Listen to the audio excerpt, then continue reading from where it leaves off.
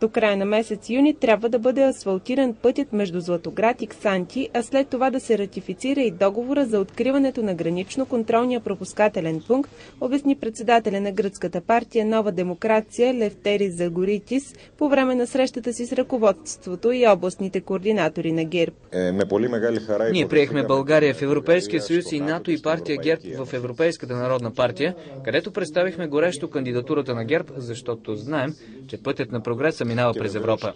Искаме да направим една приятелска ос между България и Гърция, около която всички балкански страни да се обединят, за да е по-силно представенето ни в Европейския съюз. Искаме двете страни да отворят границите си и да вървят ръка за ръка по европейския път.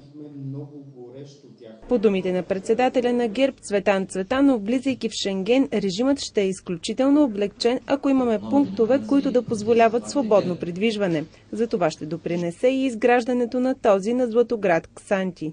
Това ще бъде изключителна възможност за икономическия просперитет, развитието на туризма в региона на Родопите, защото когато имаш възможността да отидеш до Бяло море за час и половина и да отидеш на Пампорово за час и половина, това дава поминък, дава алтернатива на хората, които в момента нямат съответната трудова заетост в тези райони. Нова демокрация ще съдейства за връщане доверието на европейските институции към България. Гръцката партия е поела ангажимент да подкрепи страната ни пред Европейския съюз за повторното задействане на инфраструктурните проекти, чието пари са били спрени от Европейската комисия.